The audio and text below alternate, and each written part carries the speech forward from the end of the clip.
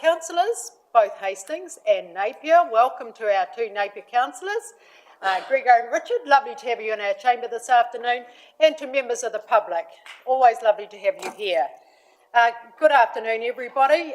Wonderful to be here today, and just part of, and I will say kia ora ana, you'll see some beautiful floral art from our Cook Island community when we raised the flag on Sunday, and they've gifted us this beautiful floral art here. Could I start today's council meeting with a karakia, and I'd like to invite our St Joseph's Primary School to come forward for a karakia. Kia ora.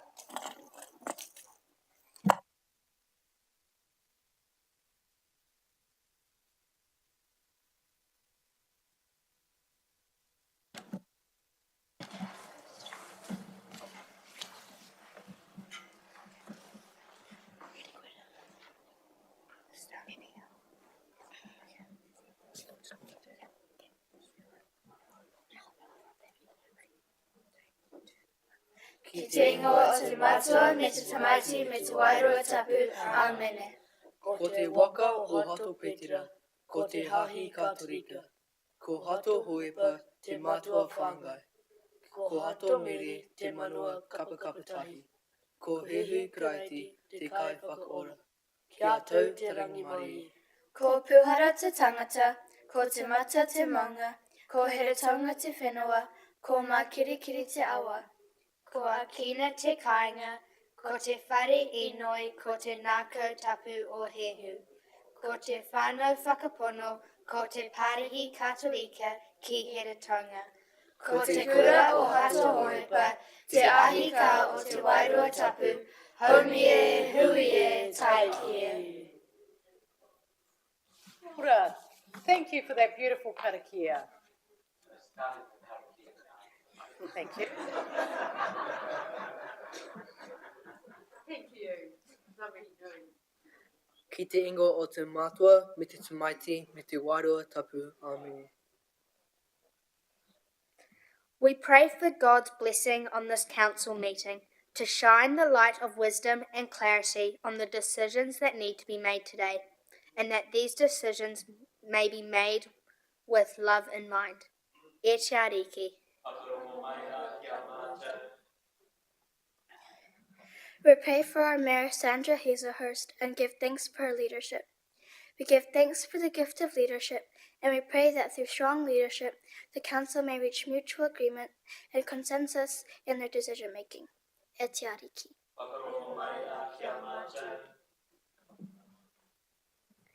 We pray for the Chief Executive, Mr. Nigel Bickle, and all the council officers who look after the Heretonga Hastings district.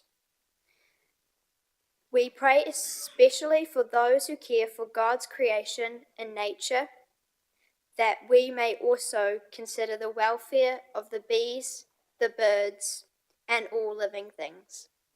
E te ariki.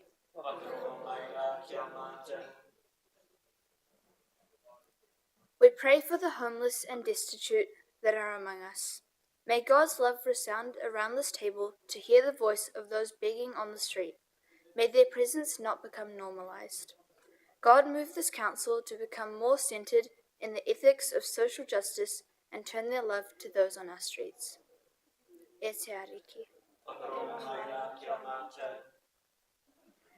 We pray for all recently deceased citizens and remember past mayors, councillors, and community leaders. May they rest in peace. Ki te ingoa o te matua, me te tamaiti, me te wairua tapu, amene. Kia ora koutou and ngā mihi nui. Thank you everyone for coming in today. It has been wonderful to have you with us as we return to the Gidon to a place of Heretonga and safety for our future generations. And we're very, very grateful for your participation, you sharing the story of our Gidon and what it means for the people of Hastings. So thank you so much for being with us today. It's just lovely to see our leaders of the future. Nō reira, tēnā koutou katoa. Kia ora.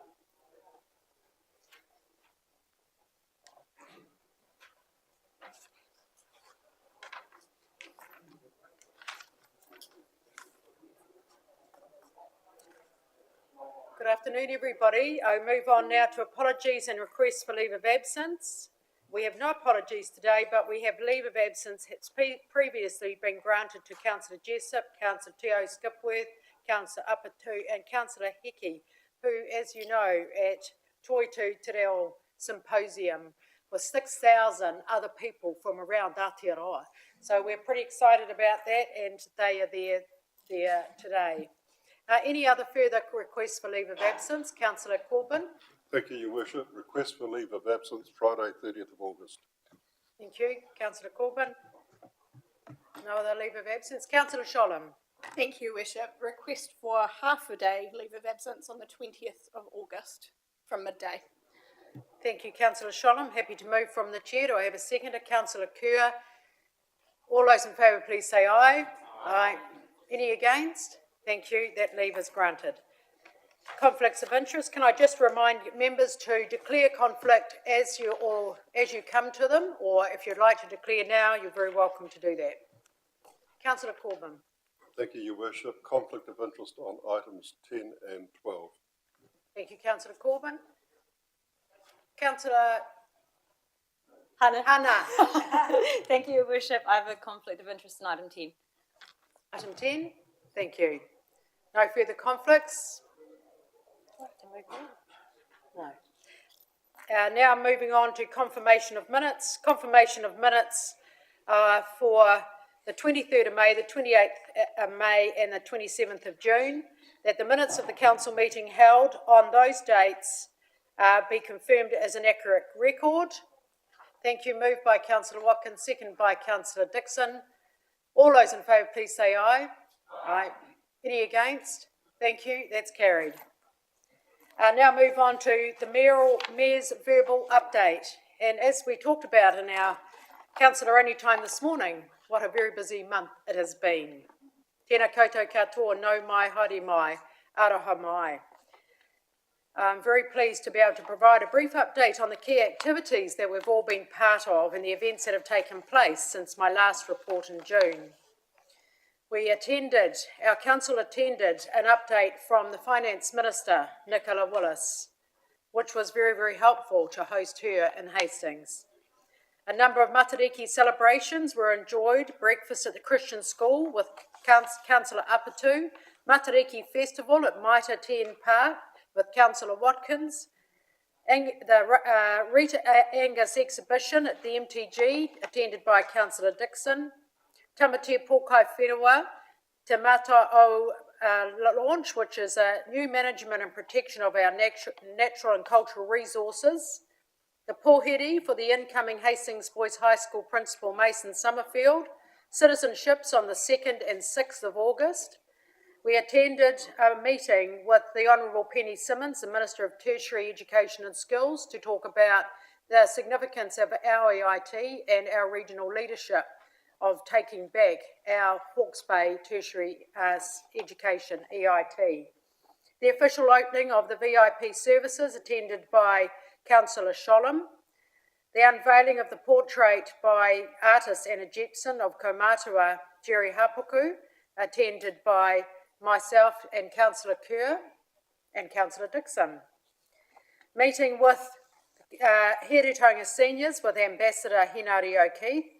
Opening of the Crystal Culvert with Councillor Kerr and in Tutera, and how moving that was when we knew we had one of our whānau lost their lives right in that spot. It was a very, very special and moving reopening of our first permanent structure since Cyclone Gabrielle. We had a wonderful official opening of the Flaxmere Streets, Pam O'Keefe Avenue, named after Pam O'Keefe, the mother of Flaxmere. Te Ara Huata, named after Tama Huata, our trailblazer for Māori arts and culture.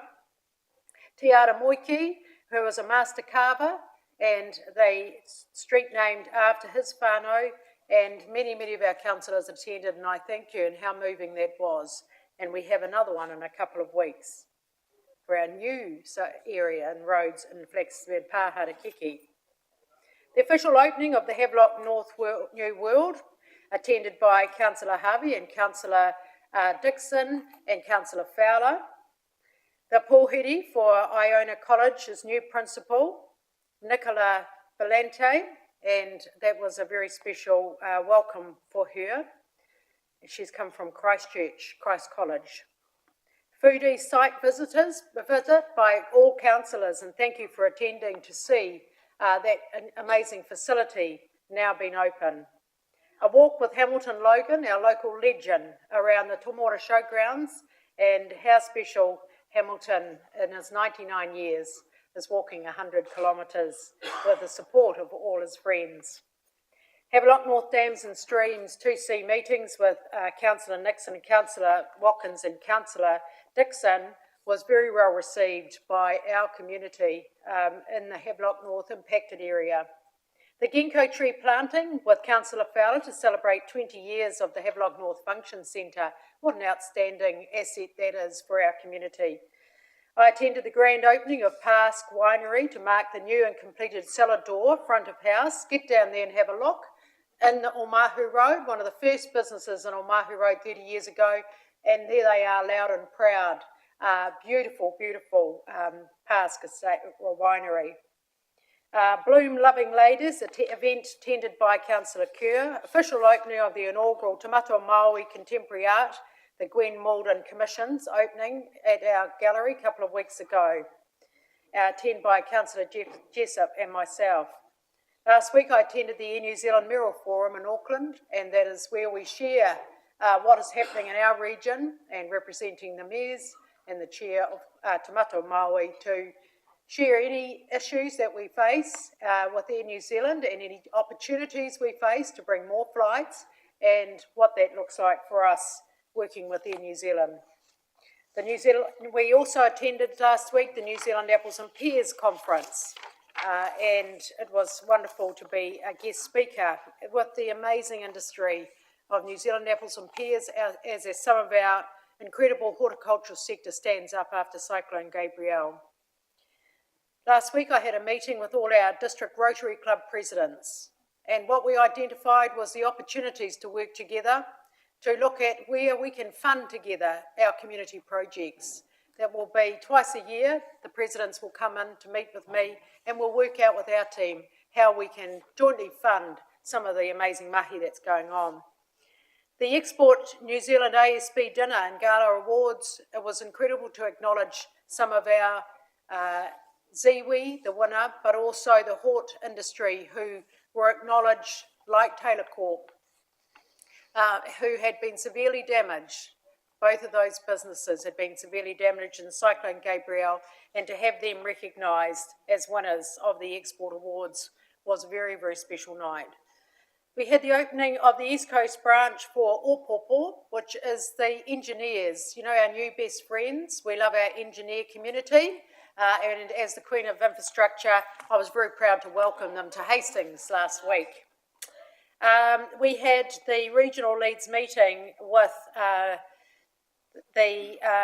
around the Napier School Transport Review with local MP Katie Nimmin and Councillor Kerr and myself. As we know, many of our rural communities' bus services have been discontinued, and Mayor Kirsten and we met with the local MP to identify that we need to provide alternative solutions to this problem, and our community are very, very distressed about it, losing the services, particularly from remote areas like Te Pohui, Putorino.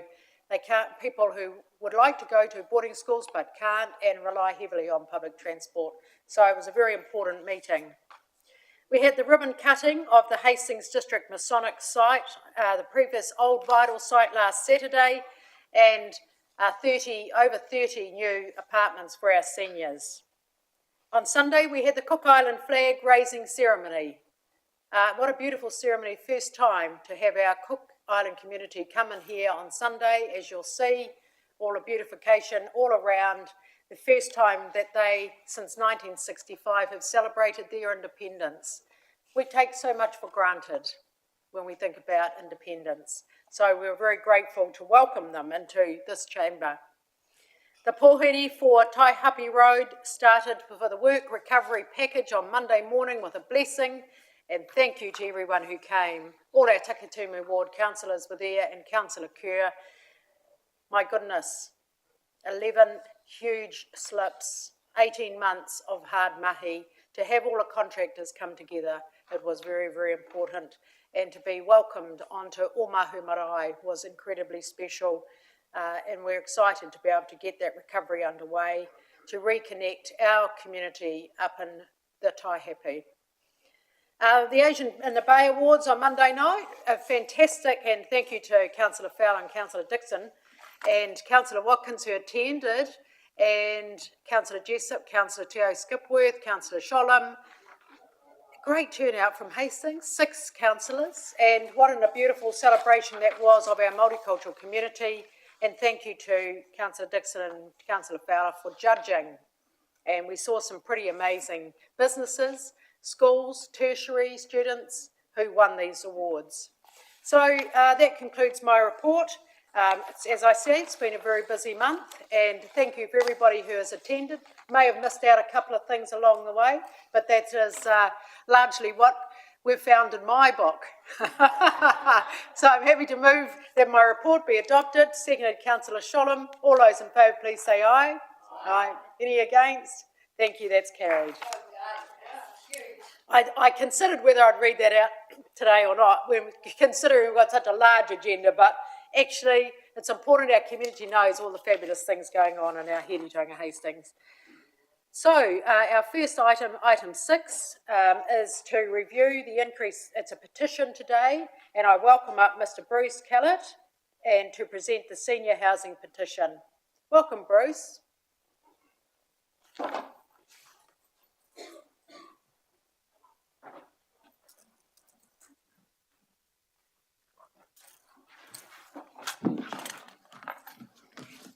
Thank you for coming today. Thank you. Greetings, Mayor Hazelhurst and City Councillors.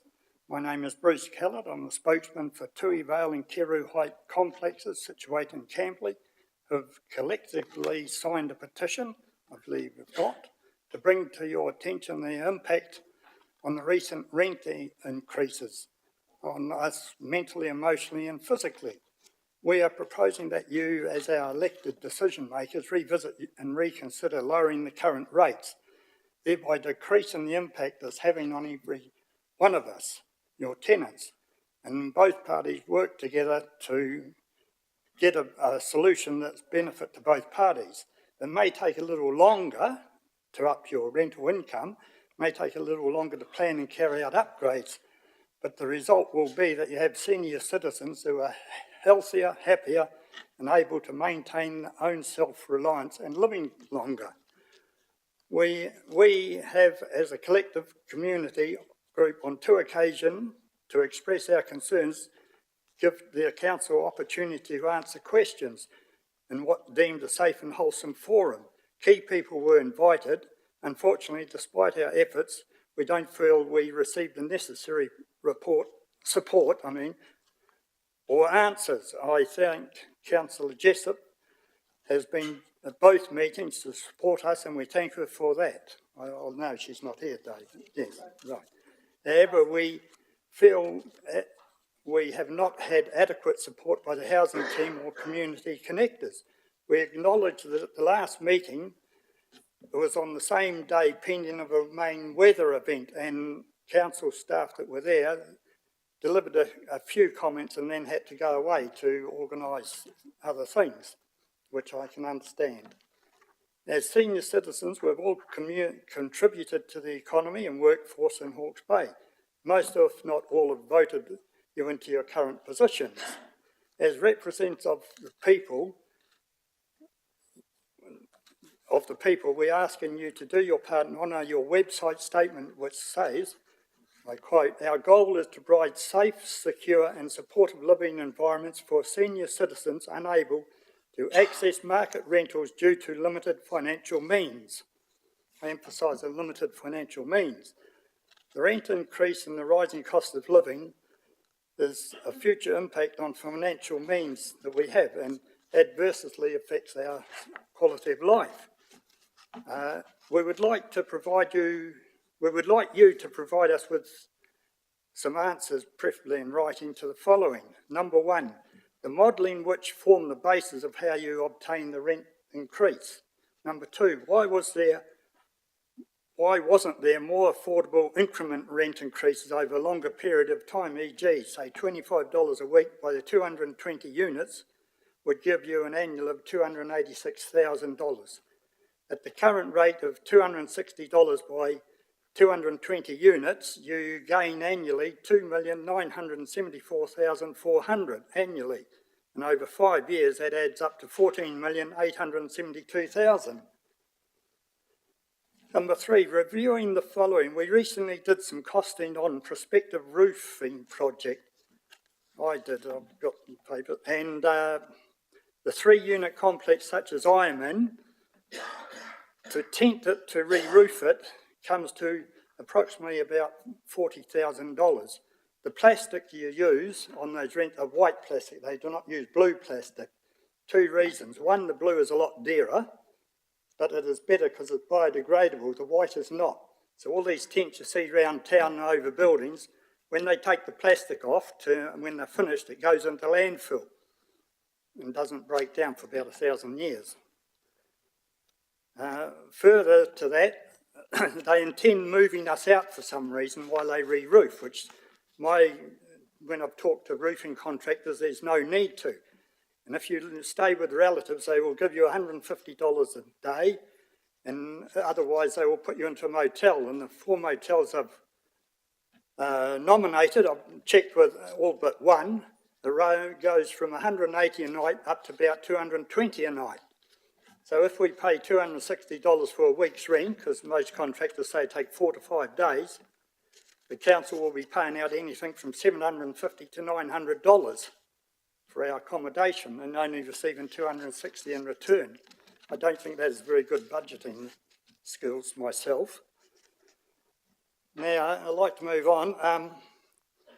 Because of the increase, we have some people in our complex do not use the heat pumps because it's too much, costs too much to run. I know of one person who sits with a hot water bottle and a blanket and not buying as much good food as what they should. And there's one person that's even thinking of just go in his car and live down the river, which I don't think is very good.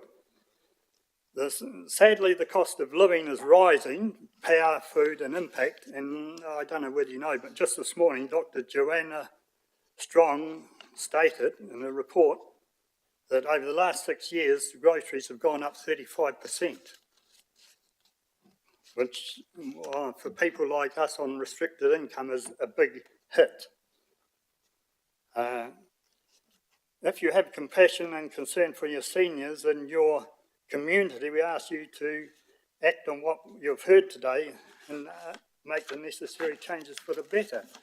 I'll conclude by quoting, if I may, from Principle 17 of the United Nations Principle of Older Persons, which New Zealand government has signed up to. I quote, "Older persons should be able to live in dignity and security and be free from exploitation and abuse." End of quote. You may think that the rise of rent is worked it out, the high is about 123%. Most people are paying. And I put it to you as a scenario, if you go home tonight and there's a letter there it's from the bank saying they're putting your mortgage up 30%, think of us before you ring the bank manager. Thank you for your time. We look forward to hearing from you in due course. And I have an official quote that I got off a building firm for the tenting, if you'd like to see it. Thank you. That's very helpful. And you've got some questions there that need to be answered. So we've got a copy of those as actions through the petition. And thank you, Bruce, for sharing that very helpful petition. Councillor Kerr. Thank you, Worship, and through you. Thank you, Mr. Cabot. So question to the staff, will all of those items raised be addressed? More than just the questions, but all of the concerns raised, will they be addressed, please?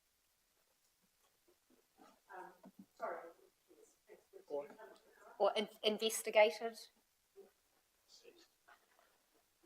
Assessed. Through you, Chair. Yes, absolutely. We'll make sure that all those issues are addressed. So, Happy to move the recommendations. thank you. And seconded by councillor Sholem. I'll put those recommendations. All those in favour, please say aye. Aye. Any against? Thank you. That's carried. Thank you very much, Bruce. It's great to see you, and thank you for sharing that important petition with us today. I now invite the lead petitioner. Have we got for the Cornwall Road speed bumps? Through you, Chair. Unfortunately, Mr Martin, who's the lead petitioner, is unwell and can't unfortunately attend today. Okay. So we'll receive the. Yes, Is anything you'd like to add to it? Yes, please. Thank you, Madam Chair. So Mr Martin just apologised that he couldn't attend in person today, but he did ask, if it's all right with you, Madam Chair, that I just quickly make a few points on his behalf. Cornwall Road on the north side of Cornwall Park is listed as a residential street. It has entry and exit restrictions. The road itself is nice and wide, which does tempt speeding. Cricket is the dominant sport. The school tournaments over summer and the Cornwall Cricket Club all contribute to pedestrian activity. Somewhat surprisingly, a lot of traffic from Karamu feeding Frederick Street use the Frederick Nelson Street roundabout and then Cornwall Road as a bypass to southwest Hastings. I've had plenty of confirmation on this fact. The major issue is hoons, and anything giving some restriction in this area would be appreciated. I hope that this is of help and apologise for not being able to attend. Thank you very much, Louise. Bruce, would you like to add to the recommendations before we consider them? Thank you, Madam Chair. I think there is a second recommendation that relates to further action that we will be undertaking. So if the councillors are happy and yourself are happy to support that, it'll be one more of the roads that will be a package of about 6 that we're looking at for investigation where speeds are becoming an issue. Councillor Nixon? Yes, I would have asked Mr Martin the question, but anyway, I'll ask it broadly. And that is the quick... I'm not debating it. I've got a question. Thank you. Whether we could do an assessment on the noise, possible noise effect of having speed bumps, because that often can be a problem with these devices. Thank you, Councillor Nixon. Councillor Dixon? Thank you, Your Worship. Just a couple of questions from me. Cornwall Road, how many speed bumps would be required? Point of order, Your Worship. I think we're getting into trying to find solutions, and the paper is solely about receiving the petition. Yes, I'll take the councillors back to the recommendations, and recommendation B highlights all of those questions to be answered. Councillor Sholem? Very happy to move the recommendations, Your Worship. Thank you, Councillor Sholem. Do I have a seconder? Councillor Butto? All those in favour, I'll put those recommendations. Oh, did you have something further to ask, Councillor Cooper? Yes, I have got a question, Your Worship. I note the paper says average speed, but really I think the petitioner is talking about the outliers who could well be in excess of that average speed. Do we have any information on that? Take that as an action. Thank you. Thank you, Bruce. We've got more work to do. Simple as that. I have a mover and a seconder. I'll put those recommendations. All those in favour, please say aye. Aye. Any against? Thank you. That's carried. The next item is item 8, and as we have 4 of our Takatimu and Māori Ward councillors unable to be here today, I've decided to leave this procedural motion as per standing orders. 25.2D, that the report of Arts Inc. Heretaunga Business Plan, Hawke's Bay Arts Festival be left to lie on the table and be uplifted and addressed at the council meeting on Tuesday the 27th of August and not further discussed at this meeting as per section 25.2D of the Hastings District Council Standing Orders. Happy to move from the chair. Seconded, Councillor Lawson. Any questions? I'll put those recommendations. All those in favour, please say aye. Aye. Any against? Thank you, that's carried. Moving on to item 9. Welcome, James. Parking controls.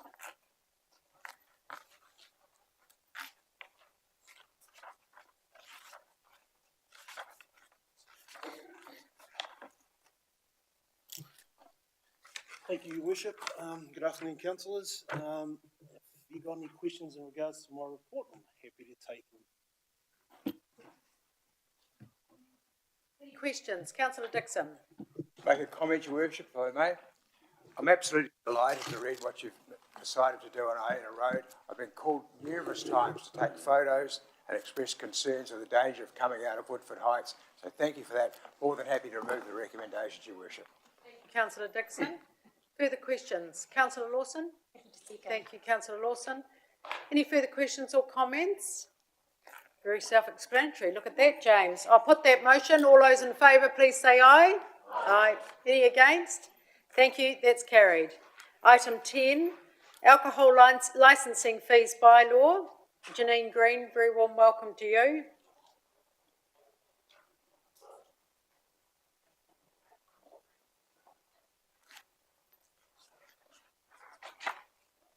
Did you have anything to add to your paper, Janine? Oh, right. Okay, thank you.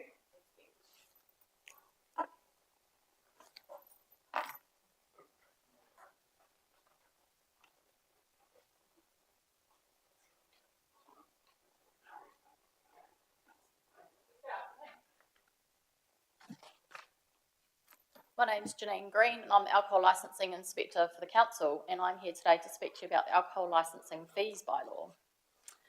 So currently alcohol licensing fees are covered through regulations. Every licensee around the Hastings District needs to have a licence and apply for a licence through the Council. Currently we are running at a 40% shortfall in revenue. $179,000 is currently being covered through rates. A licensee pays an application fee for processing the application and then an annual licensing fee moving forward. The fees are set under the regulations, and a portion of those fees are forwarded to the Alcohol Regulatory and Licensing Authority. Now these fees are based on a risk-based structure. It's based on the type of premises, for example, whether a premises is a restaurant or a bottle store or a supermarket, their latest trading hours and their number of enforcement holdings over the last 18 months. So basically how many times they've broken the law in the last 18 months. The current fees under the regulations range from $161 through to just over $1,400, and the special licence fees for events run from $63.25 up to $575, depending on how big the event is and how many events are in each application. The intent of these regulations, as per my report, was to provide a total cost recovery model for councils around the country. And they also supplied a mechanism, a bylaw order, which was made under the Sardins 5 Alcohol Act for councils to make a bylaw to increase those fees to ensure that we still have 100% cost recovery.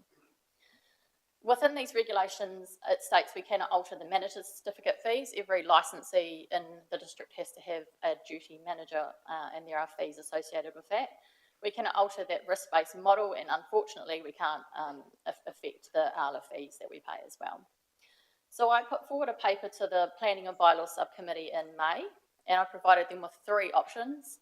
The first option was to provide 100% cost recovery in year 1, which would equate to an 85% increase of licensing fees for all of our licensees around the Hastings District. The second option was basically the Bylaws Committee could choose a percentage and continue to have a ratepayer contribution. And the third option was just to continue with the regulations and run with that shortfall. So just to take a step back to look at the current financial situation, we have approximately an income of $270,000, which comes from the application fees and annual licensing fees that come each year. That's based on 21-22 applications that we have coming in, which left us with $179,000, which was covered by rates. So as I said, it equated to an 85% increase in fees. We were guided how we get that income and what we spend it on basically by a Ministry of Justice guidance document. It was quite an intensive document that covered what we could include in those fees and what we couldn't, what we could spend the money on, what we couldn't. In addition to that, we also over a couple of months analysed by application type how much time, officer time, it took to process each different type of application and the costs associated with that.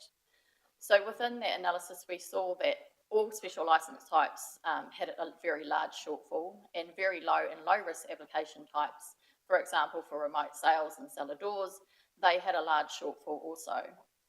Medium and high risk premises had a bit of a shortfall, but not as large. And the reason for this is that it doesn't take a substantially longer period of time to process a low application versus a medium or high application type. So that's why our deficit was so large. So where is the money going currently? We have 2 part-time inspectors, 1 administrator and a DLC, group of DLC members that assess the applications and approve or decline them. They also sit when we have hearings. There is a significant cost associated with having DLC hearings, and we do our best to ensure that we have pre-consultation meetings to reduce those costs. We have costs associated with CPOs with police, with poor performers or less experienced special licence applicants. We have to have ongoing meetings and those sorts of things, and they all cost money. We have a huge increasing demand under the Act around the types of things that we have to look at when we assess applications. So when the Act was enacted in 2013, we probably had about a list of 7 things that we had to look at. Now we probably have a list of about 30. There is also some time taken on incorrect public notifications. So there's a requirement for each licensee to advertise in the local paper once or twice, depending on the risk type of the application. And quite often those incorrects, we have to go back through and correct those. So if we have a quick look at the Hastings District alcohol licensing environment, we have 265 active alcohol licenses within the district and 718 certified managers. If we break that down even further, you can see through this graph that the majority of our licenses are in that very low and low risk type, which basically means low risk of harm to the community.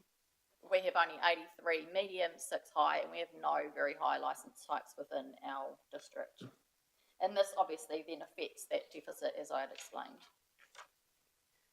If we look at our workload, in 21-22, Marla and myself, our 2 inspectors, processed 581 applications, and in 22-23, 551, which is quite a large workload, and we're probably one of the few councils around New Zealand that have only 2 part-time inspectors, and obviously this helps to keep costs down as well.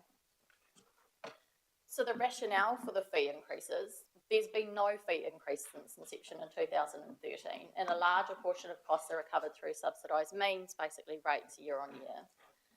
So I guess one of the big questions is, why have we delayed the increase? So we did actually start this bylaw process back in 2019, but then the ministry started to review the fees and the regulations, and they came out with an inconclusive report saying they had insufficient information to increase the fees at that point in time.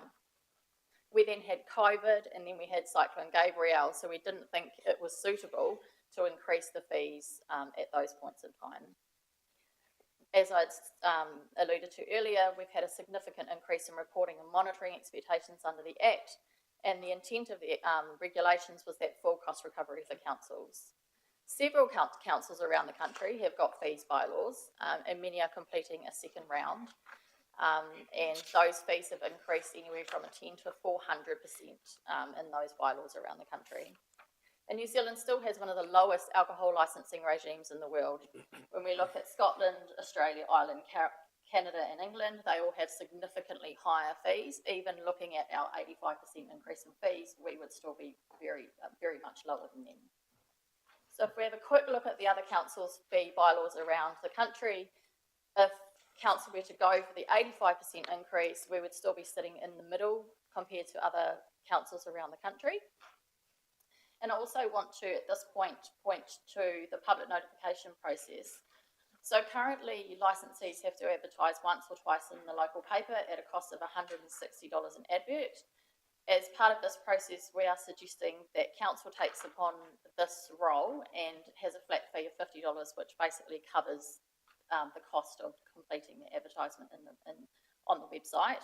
Many other councils around the country are currently doing this, so it is still following the legal requirements under the Act. And this would then save licensees $110 to $220 per application process cycle, which helps to alleviate that huge increase that we are suggesting.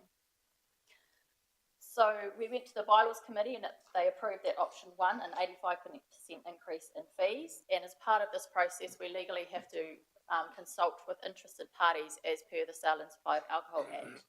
So we went out to 265 licensees and did consultation between the 7th and the 5th of 7th of June and the 5th of July. We sent out a consultation document and a survey. And we also held a consultation meeting in June. So from all of that consultation, 24 submissions were received, 3 partially agreed with that increase of 85%, 12 partially and 9 didn't agree.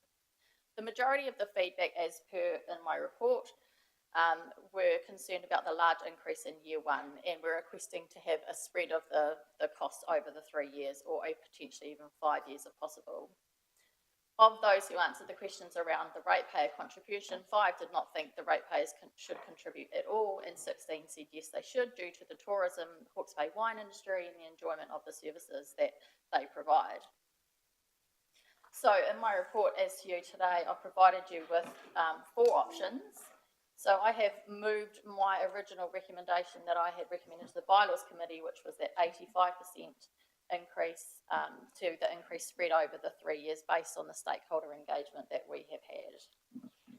So if we look at those options in the regards to the actual financial impact, for example, a very low risk premises type, which would be, for example, a cellar door, their regulation current fees is $368 for an application, and that would go up to $680.80, which equates to approximately $2 extra a week for that licensee to pay.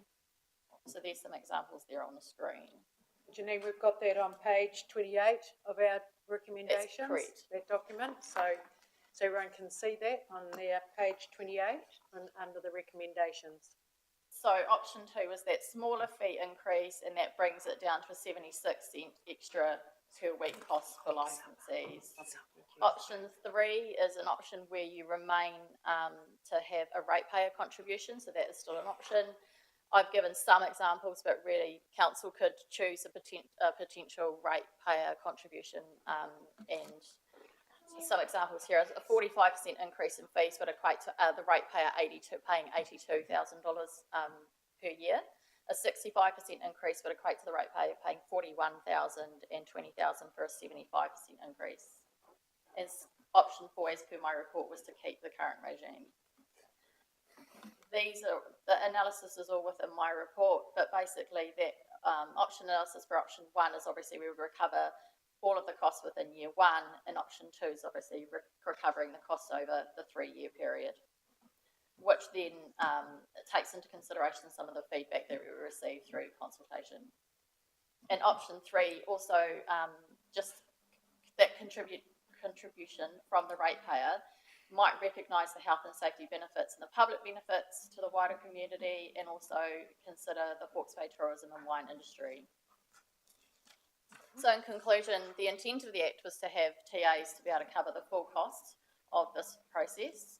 It is a private industry, it is a user-paid system, and the regulation fees haven't been revised for 11 years.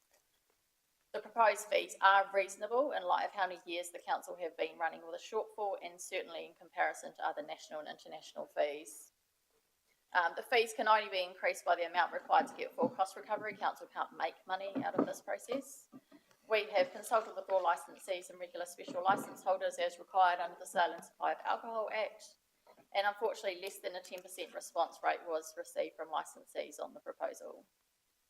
Licensees could, however, alleviate those increases by utilising the council notification process if that was to be approved today.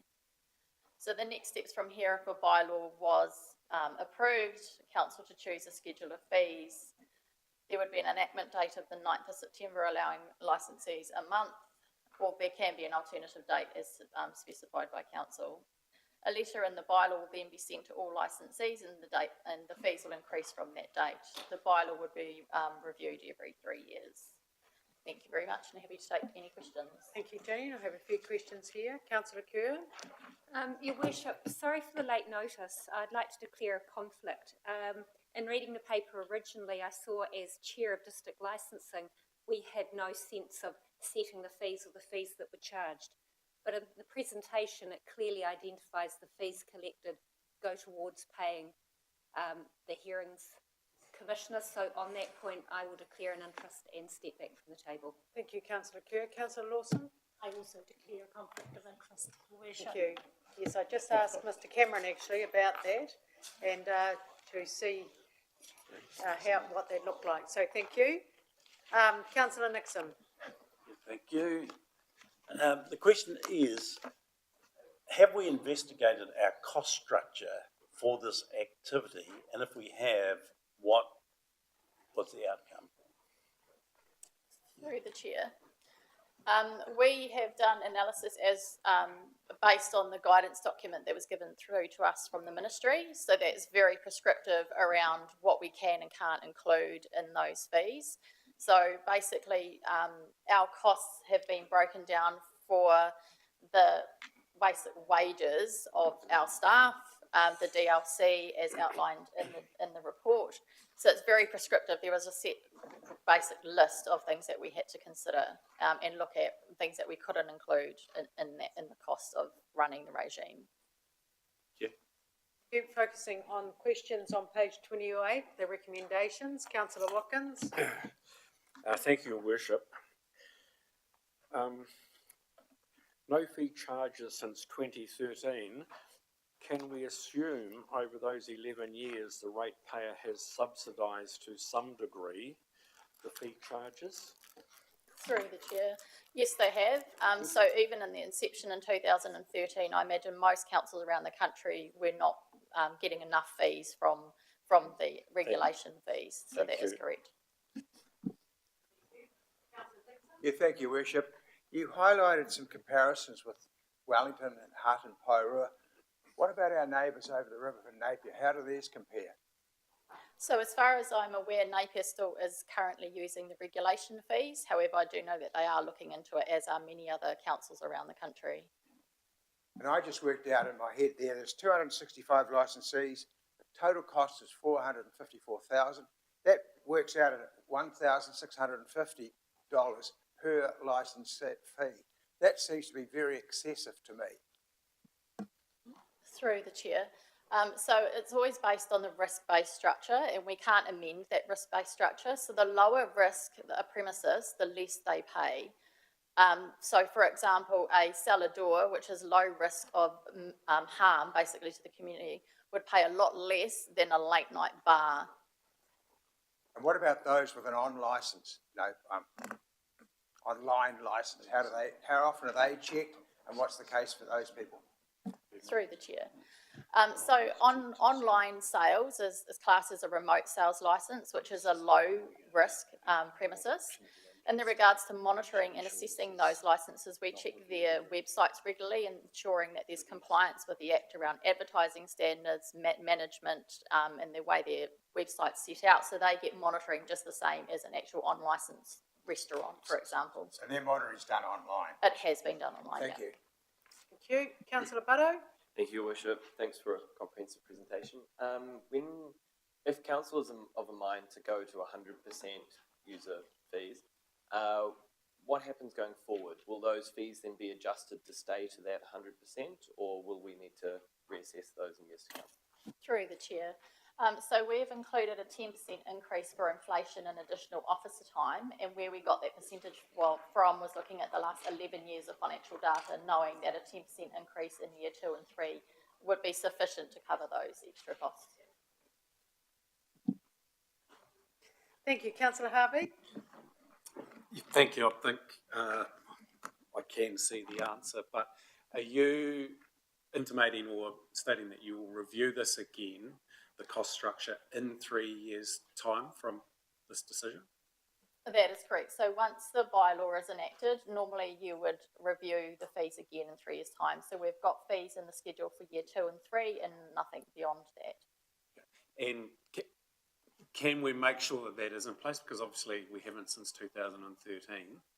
And that seems to be one of the big bugbears from some of the submitters is they are getting whacked by an 85% on average rise. So yeah, it's just one of those things we need to be mindful of, is that we can't just do these in big whacks. Yeah, absolutely. Through the chair.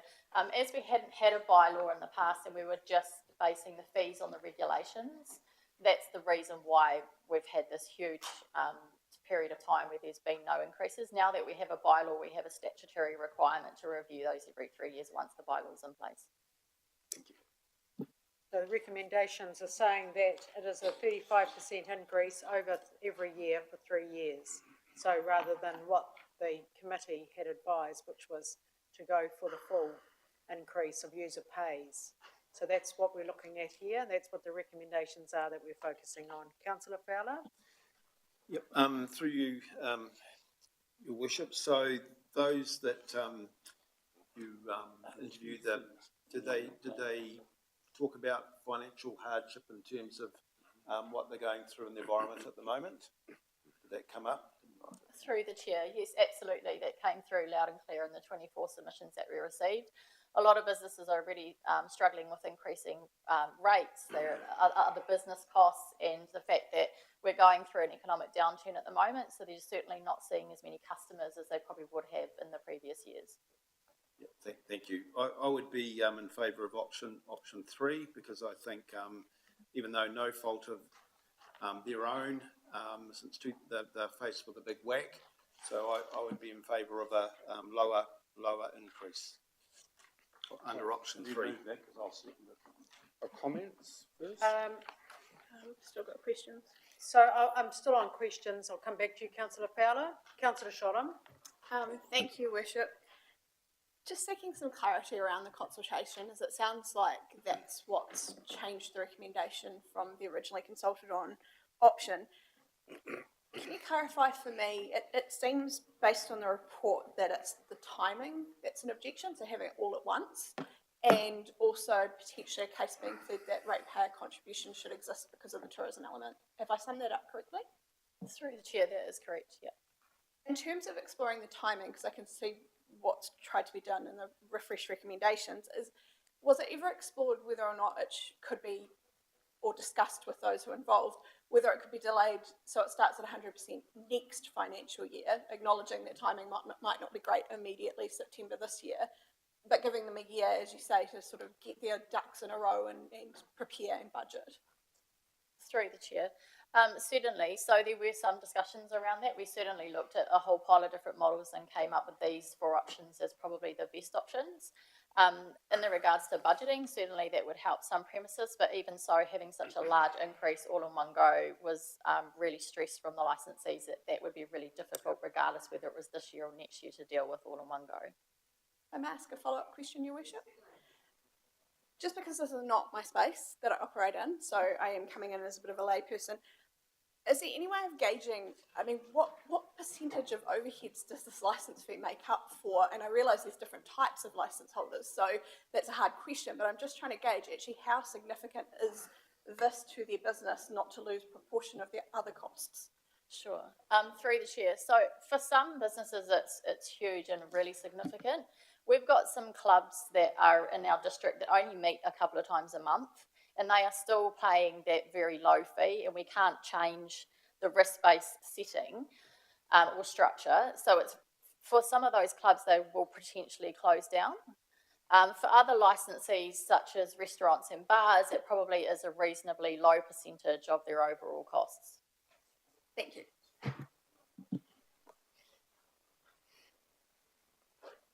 Okay, thank you. Councillor Watkins? Worship, are you prepared to take comments now? Yes, I am. Oh, thank you. Through you, Your Worship, I certainly acknowledge the costs are significant, but in my view, those costs rest with the industry. There's been no cost increase for 11 years, and the ratepayer has subsidised those. With a rates increase of 19%, in my mind, I can't justify asking the ratepayer to subsidise these for another 3 years. So option 1, I know it hurts, but everyone in the community is hurting with big increases. So my preference is option 1, Your Worship. Okay. Thank you. I'll come back to you, Councillor Fowler. Councillor Sholem? Actually, thank you, Worship. I'll withdraw for now. I want you. to hear from my colleagues. Cool. Councillor Nixon? Yes, thank you, Your Worship. Comment? This is a comment, not Yes, a thank question. you. Yeah. These are very difficult times for businesses, and for the community generally. We had a petition just a short while ago from our pensioner housing. And I think even though it can be justified in terms of cost recovery, I still think that the increase, the proposed larger increase, is just going to damage more businesses. We'll have more closures, more potentially people out of work. And I do support Councillor Fowler's suggestion of spreading it over the 3 years, as you in fact recommended. So I will second the motion, which I think he's put up.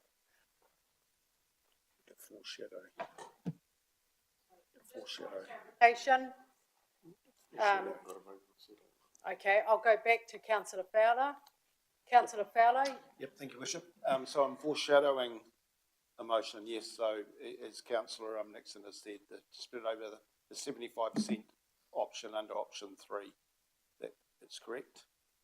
so you'd like to move that foreshadow motion? That we foreshadow a motion, yep. Yes, and Councillor Nixon, you seconding that? Okay. Anybody wants to clarify any questions on what that means? Are you quite clear of what that motion, option 3, or do you want some more clarification on that? Councillor Sholem? So just clarifying, is that the motion that's on the table rather than being foreshadowed? Okay, great. It's a motion on the table. Okay. Question on that.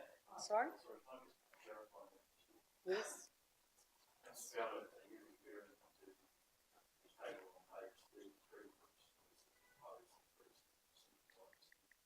Just put your Yes, mic yes. on. Option 3 on page 33 Yes. is the foreshadow motion.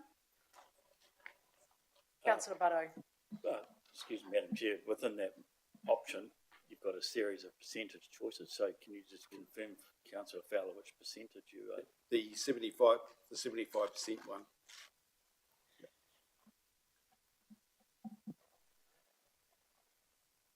I'll just have to redraft that motion, Madam Chair. Okay, thank you. Councillor Butto. To clarify, that would retain a ratepayer contribution going forward for the next 3 years. What, and that would be at the 5% ratepayer contribution. That would be correct. So the ratepayer ongoingly would pay $20,000, 5%, and would equate to a 75% increase of fees for all licensees. Thank you. Councillor Nixon? Yeah, just very quickly. What have we got in our annual plan? Are these increases there? What level? Nothing in there. So this is an improvement in terms of revenue. Is that right? Bruce? Correct. What's budgeted is the current fee setting. Thank you. Councillor Sholem? Sorry. Councillor Butto? A comment from me. Yes. I agree with Councillor Watkins that 100% fee recovery is more appropriate than retaining a ratepayer contribution in this case, so I won't be able to support this motion. Thank you. Councillor Butto? I promise I will talk this time, Your Councillor Worship. Sholem? Thank you. Yeah, I'm struggling with receiving the petition we did earlier today in this meeting from our senior housing tenants, where we had to increase their rent and try and recover because it's ring-fenced funding, and we felt the ratepayer shouldn't make a contribution in that case. To then say, when it comes to alcohol licensing, the ratepayer should, that doesn't sit comfortably. I therefore can't support the motion that's on the table at the moment, and would like to foreshadow that if that motion's lost, I would be moving 100% recovery model, but in the next financial year, so 2025. Okay. So, all right, we'll come back to that. We're going to deal with the foreshadow motion first. And so, all right, there's no further speakers. I'm going to put that foreshadow, oh, Craig, you just want to write it up? No, yes, Madam Chair, I'll just confirm the meeting. Thank you.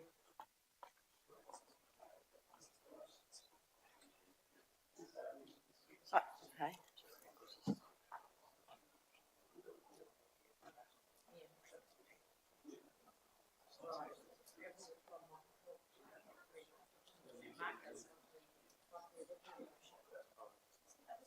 So you're actually a third motion, Wendy, because I've actually got this here. So, yeah. So I'm going to go to Kevin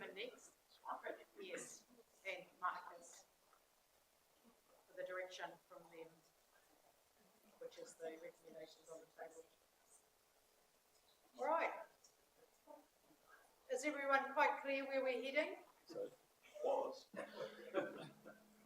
So, excuse me, Madam Chair, the recommendations as they stood in the agenda report were for a phased schedule of fees. So I've just brought in under an OR, recommendation E, which I just want to confirm reflects the substantive motion on the table moved by Councillor Fowler. And it's for your 75% increase in the schedule of fees with effect from 2024-2025. So that is the all recommendation, which is E. That is your substantive motion on the table. Yes, that is what has been said. So, Councillor Fowler, the mover, you comfortable with that? Yes, Your Worship. Seconder, Councillor Nixon, you comfortable with the motion on 75%? In one hit. No, sorry, so I will back out. All right, can I have a seconder, please? Councillor Dixon? Okay, no further comment from the mover? Right reply, no? Yes, Your Worship. Yes, I think as the contribution of ratepayers, $20,000, I believe there should be a ratepayer contribution. I believe there's a social benefit in this. Also believe the hospitality industry is suffering at the moment, and any little bit to help them would be appreciated from the council. So, Thank you. I'll put the motion up there. All those in favour, please say aye. Aye. Hands up, please. All those against? 3, 4. Did you vote? So we're back now. That wasn't carried. Back now, Councillor Watkins. Thank you, Worship. I would like to move a motion based on recommendation 1 that there is full cost recovery in this current year. Recommendations in the paper. No, Madam Chair, the recommendations in the paper were for a phased. So just to clarify. So Councillor Watkins, just checking that from 2024, 2025, 2026, a 35% No. phasing in, and then the last one is 23% in 26 phasing in. So you're wanting to craft new recommendations. No, the recommendation I am proposing is on 31 in the options, option 1. Option 1. On page 34 of the agenda, Your Worship. Okay.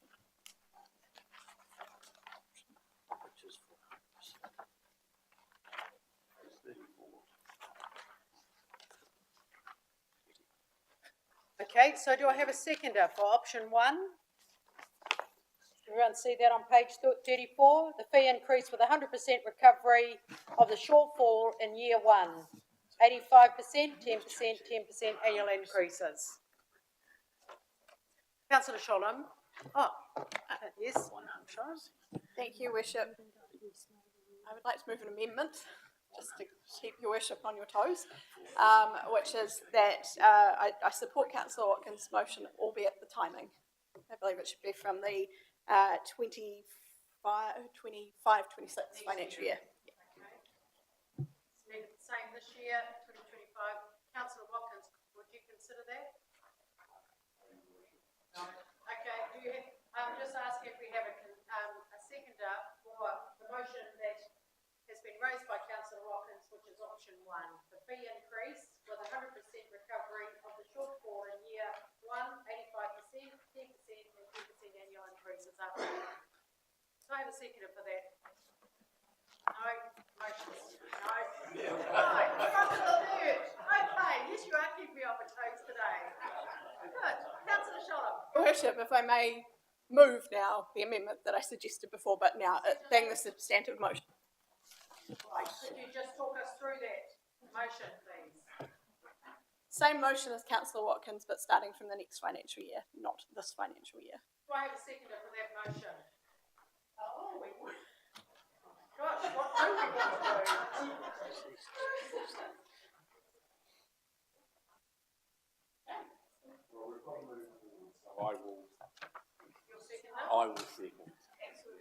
Okay, thank you. We're finding a direction. So I have a mover and a seconder. I'll just get that written up, please, because we just want to make sure everyone's quite clear what this motion is on the table.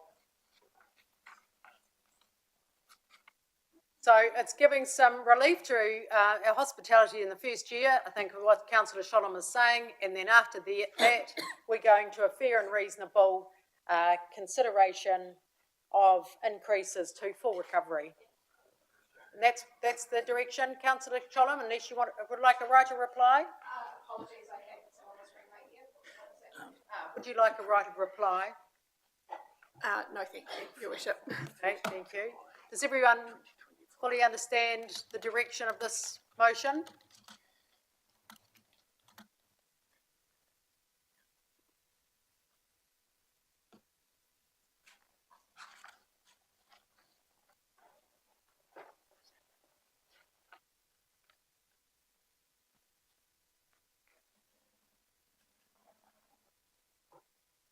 Janine, have you got any comments you'd like to make about that direction?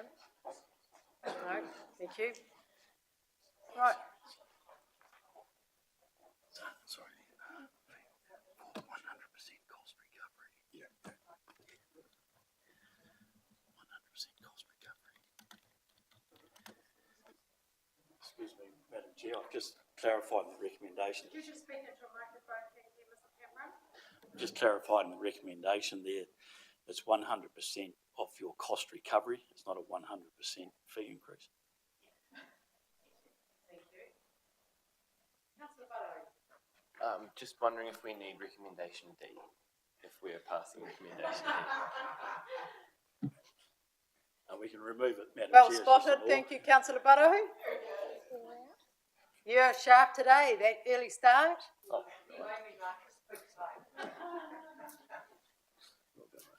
Thank you. Sorry, order. Councillor Fowler. Your Worship, am I allowed to comment on the new recommendation? Yep, so in effect, we are basically, the ratepayer is going to subsidise 100%. So in other words, there'll be no, through your Worship, this year by going for this recommendation.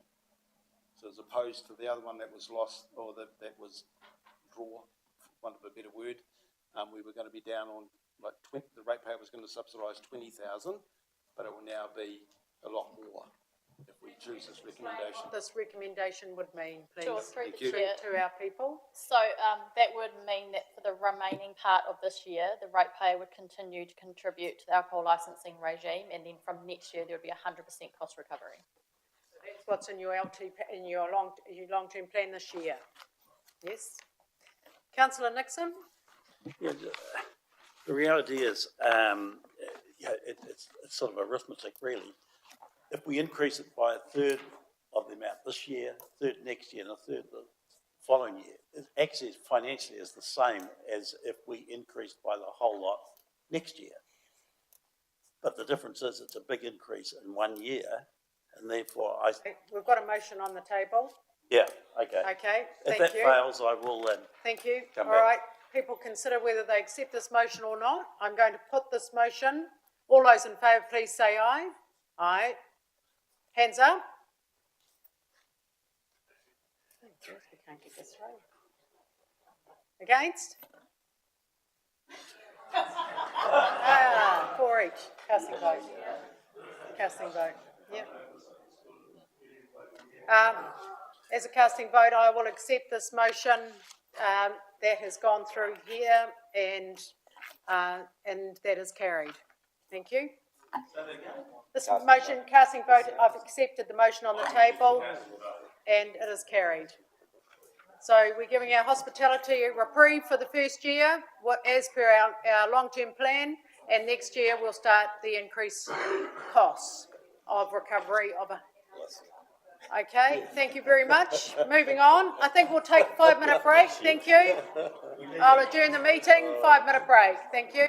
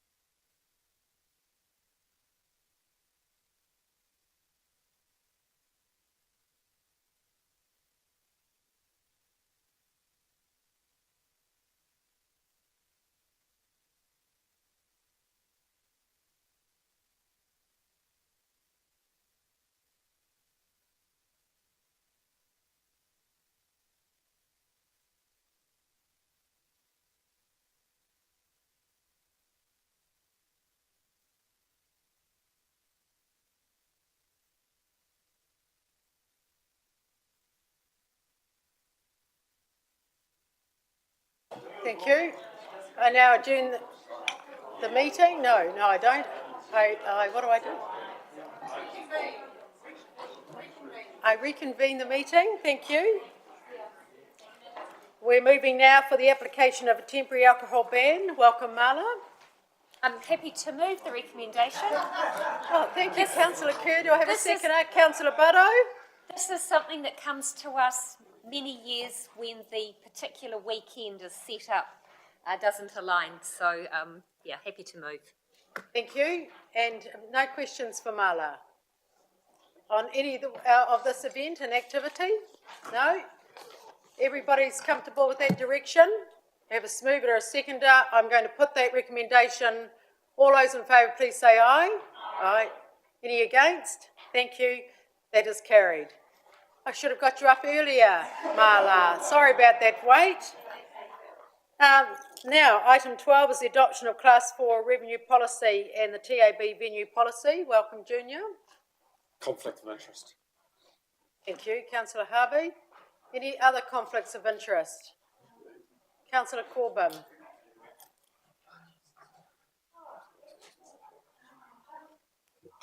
So I'll just get some clarification before we leave. Everybody leaves the table, because we've had this before. I'll seek some advice, please, from Mr. Cameron about the directness of the receiving of gambling funds. I think that's the consideration here. I'll ask Mr. Smith to come forward, please.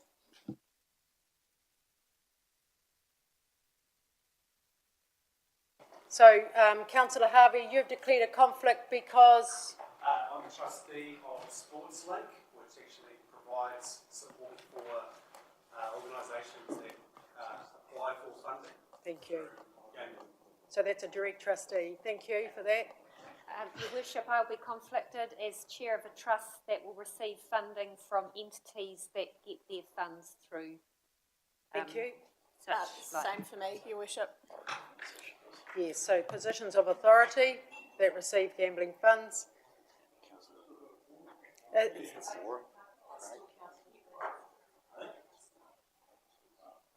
Okay, they're still counted as a quorum. Councillor Corbyn, you've got a conflict? Yes. Okay, thank you. So as long as you stay in the room, you can count as a quorum, so we can carry on with this item. Okay, we still have a quorum. Thank you very much. Thank you, Junior. Thank you, Scott. Councillor Butto. Happy to move this item, Your Worship, as it is a rollover of the current policy. Thank you, Councillor Butto. Do we have a seconder? Councillor Lawson. Thank you. Now, I take questions now from to Junior. Thank you, Councillor Dixon. Yeah, thank you, Your Worship. I know we can't do a lot about it, Junior, but I'm really concerned about the impacts of online gambling. So what presentations are we going to put to central government to see if they can stop it? Have we done anything in the past? Are we going to do anything in the future? Because that's the key. It's not your local pokey down the road. It's the online gambling and the uncontrollable nature of that. Through you, Worship. I'm not too sure what we have done in the past. This was raised as an issue, but it's outside of the scope of our policy. But we could possibly look into the option of whether we could look what are the options available to council to lobby government in particular, because it comes from government direction, whether they look at governing or controlling online gambling or offshore spending, which is the main issue. There's online, which is like you could use your TAB betting account, but then there's offshore, and that's where the money is lost to overseas providers. Can we take that as an action, Your Worship, that we carry that through? Yes, thank you, Councillor Dixon. Perhaps we could take that as a remit to the government. Thank you. Councillor Nixon. Do we know for sure what government is planning? I thought they'd already put out a proposal on online gambling. So have we taken that into account? Your Worship, because it was a change of government from the last Labor government, and there was a discussion paper on online gambling, what the options were, but Department of Internal Affairs, who look after submissions and go through issues, haven't released any that I'm aware of, any decisions going forward. Could I just make a comment now? I'm absolutely sure government has put something out about online gambling, because I saw a submission on the issue from Sky City indicating that I think they were in support because it was going to restrict overseas providers of online gambling. But I think we almost need to get that information if we're going to be concerned about online gambling. That is an action, follow up and bring back, and look at a submission and a remit. So I have a mover and a seconder. Any further comments? I'll put this, all those in favour please say aye. Aye. Any against? That's carried. Thank you very much. Thank you, Junior. Item 13, Clifton to Tongariro Coastal Hazards Joint Committee meetings, and welcome Mr. Clues. And can I acknowledge the incredibly hard work of our representatives, Councillor Corbyn, Councillor Dixon,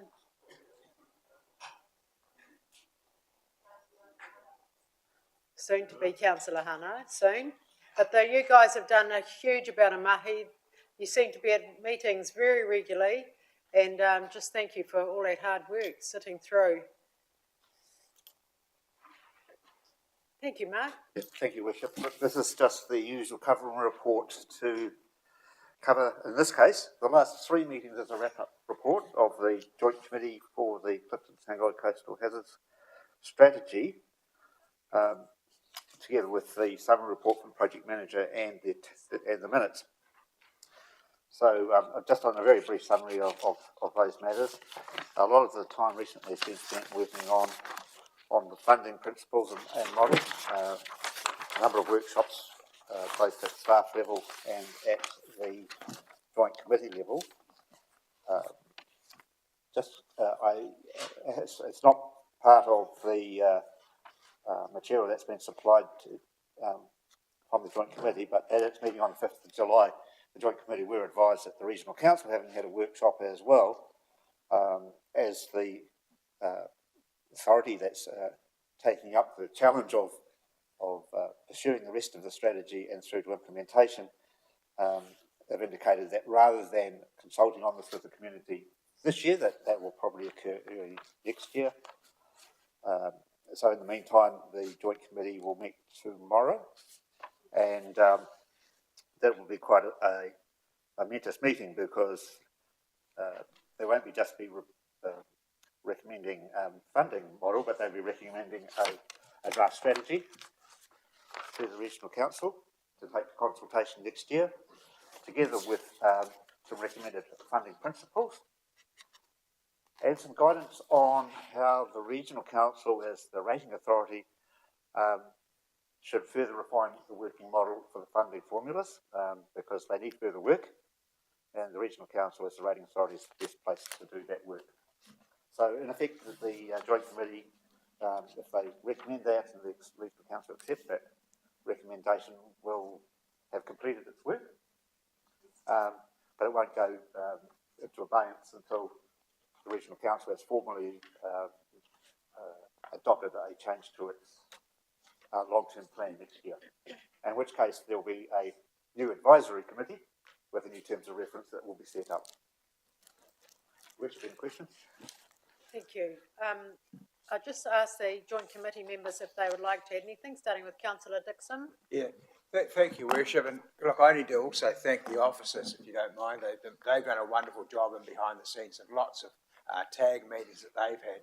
My major concern is what the regional council will do with this after we pass it over to them and the funding principles. And we've got to keep the pressure on them, because they've already pushed it out till the 25th of March next year, when it should have been actioned this year. So we just have to, so when they come into our meeting at Chambers, we'll have to ask that question about them. So more than happy to move the recommendations. It's great that this work has been able to continue through after Cyclone Gabrielle, when there's been so much focus on, you know, flood protection and recovery. So Thank you, everybody who's been able to carry on. Happy to second. Thank you, councillor Kerr. Councillor Corbin.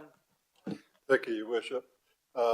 This development of the strategy has been a long process, 10 years, but it has been very inclusive. All the councils, technical advisory group, but particularly the community who've been taken along every step of the way. The Joint Committee's really done all it can do. The last piece of work was some broad principles for a funding model, which are in the draft strategy.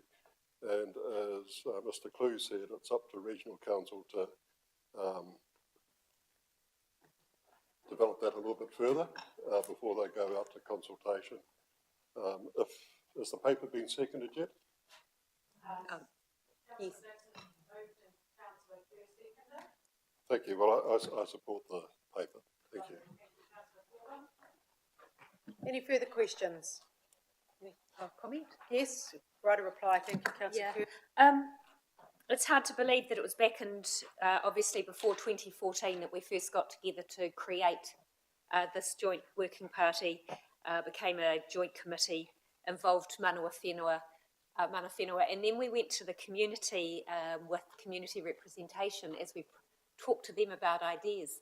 So as previously been said, this has been taken, the community's been brought along every step of the way, and it was something I was very proud of being part of up to at the last 2 years, and to have it picked up and carried on by my other councillors has been wonderful. And I too would like to shout out to Mark Clues and others who've been there every single step of the way. Thank you. Thank you, councillor Kerr. Well said.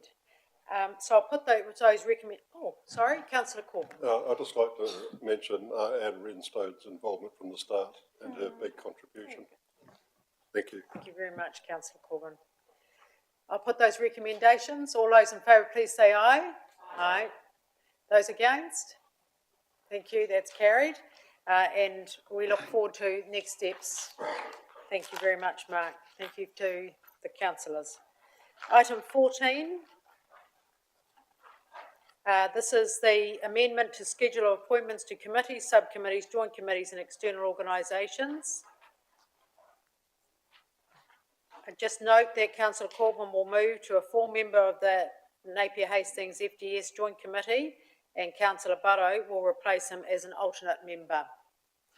Thank you. Any questions? Councillor Barrow. Happy to move, Your Worship. Thank you, councillor Barrow. Thank you, councillor Kerr. Any further questions or comments?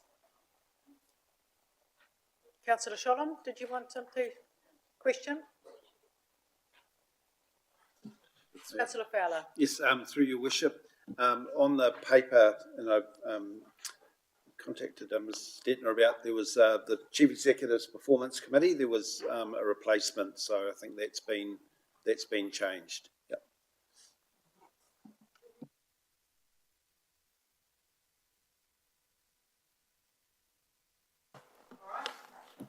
Councillor Nixon. Yeah, I'll just make sure I've got this right. This is the changes on the attachment page. God, I can't read it. 101, I think it is. And it includes the appointments to the Climate Action Joint Committee. Is that right?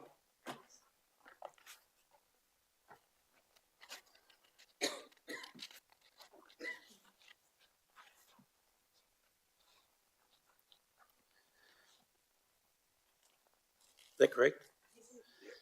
I'd just like to express some disappointment. I had expressed an interest in being involved in this committee, and only last Tuesday I did ask about the appointments on it. So I just want to register a disappointment, almost a displeasure, that I've been excluded yet again from a core committee where I think I have some knowledge and usefulness. Thank you. The representation on the Climate Action Committee, which is a regional committee, is Councillor Monteperto and Councillor Kerr. That's right? Yes. Thank you. When was that decision made? It was made at the beginning of the triennium, but when we had a replacement for a Heretaunga ward from Councillor Redstone, Councillor Monteputo Hendry was replacing Councillor Redstone. So I accept your comments. When we looked at where Councillor Redstone's replacements would come from, it was considered that the climate action would be very important to be around the Heretaunga ward. So that is why my decision was to talk to Hannah about replacing Councillor Redstone in that role. So I that think, was my reason. if I just throw in another comment, I think it's important that, you know, there be a fundamental interest rather than just a desire to be on these committees. I do think I actually probably have a better understanding of the climate issue than most people in this room, and so I'm really disappointed. Thank you. And there's nothing stopping you, Councillor Nixon, attending those meetings, because I often attend them myself, just as a matter of interest. So, you know, working together and working with, you know, the representative, Hannah, and Councillor Kerr as an alternate, you're certainly welcome to be part of sharing your expertise and attending those meetings. Thank you. Councillor Harvey, did you have? No. You right? Okay, so this is largely about, you know, introducing our new councillors into the committees, and that's why this paper's been brought to you today. Sorry, there is one, sorry. Oh, yes. Thank you, Councillor Harvey. Just in the schedule on page 102, we have got there a Regional Active Transport Joint Committee, which no longer exists. So that needs to be omitted from the schedule, please. There is no longer, it was a decision of the Regional Transport Committee. Would that be fair? Oh gosh, I hadn't heard that, Councillor Harvey. That there is no longer a recommendation from the Regional Council that was to be disbanded. Thank you for advising me. We had no idea that had come through, and certainly our officers, when they prepared the schedule, had no idea that we didn't have the active transport anymore. So thank you for advising us of that. That's very disappointing, because you know, when you think of what we've done in cycleways and then walking and cycling in the past, it's very important. Yeah, it is actually incredibly disappointing. I had sent an email or a couple of emails to both yourself and to Councillor Kerr as a representative of the Regional Transport Committee and what we were trying to achieve, just so you were in the loop. This is some time back, not in the last 12 months, Okay. but there was still the recommendation from the Regional Council that it wasn't required unless members of the community decided to form their own group. Right, thank you. Councillor Nixon? Yeah, sorry, I missed another one that I wanted to bring it totally different.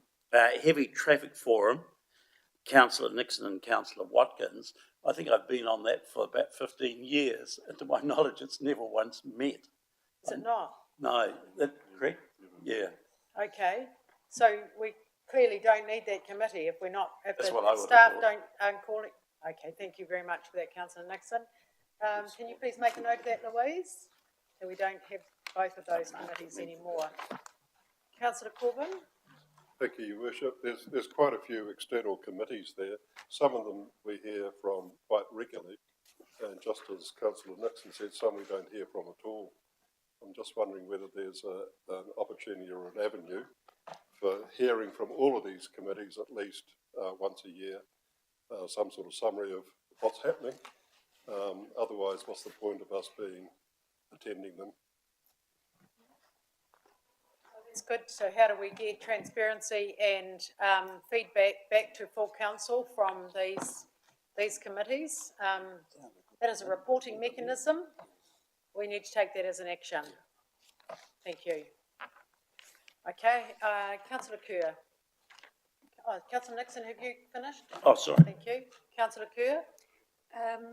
Where we have changed the representation on external bodies, will we be writing to those external bodies to advise them of the changes? Please, Yes, thank you. thank you. Louise has got that in hand if this goes through.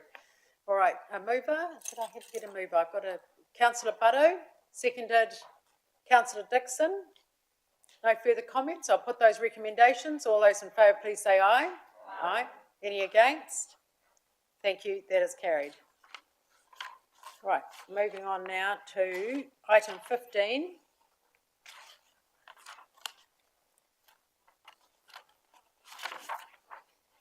This is the changes in terms of reference for Risk and Assurance Committee and Schedule Appointments Committee Subcommittee.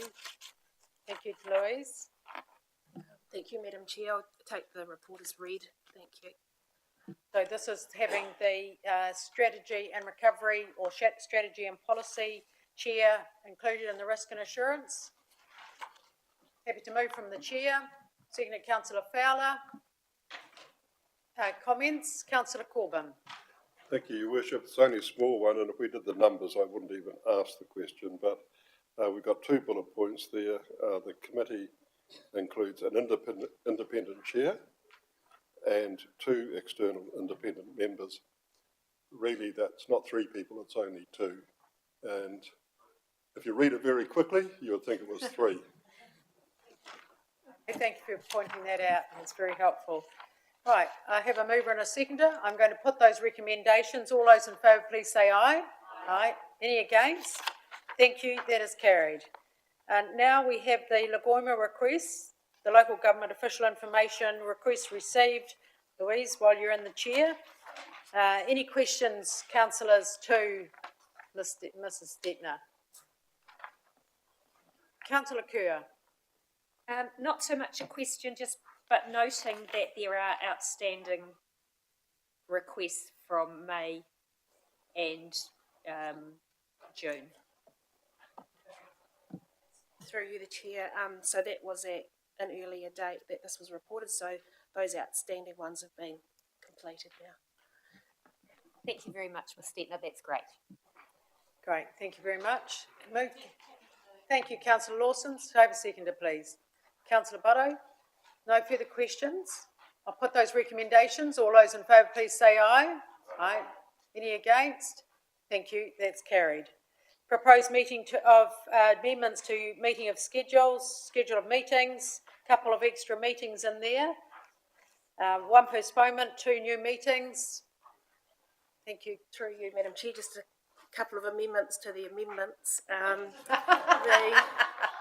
The new council meeting that we had proposed for the 3rd of September, we're suggesting be brought forward to Tuesday, the 27th of August at 9:30 a.m. So that will be in the morning prior to the Strategy and Recovery Committee meeting the same day.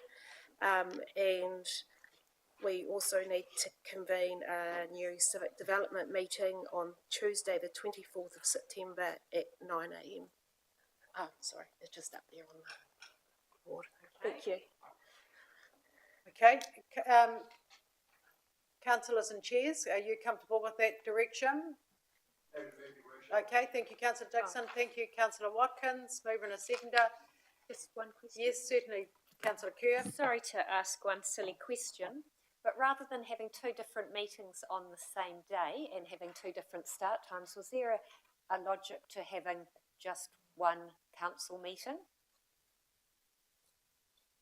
One is strategy and recovery and 1 is council. Yeah, and I was just asking, was there a reason that we couldn't just have it all, for example, in council, as a council meeting? Was there something that had to be at strategy and recovery? I'll ask the officers.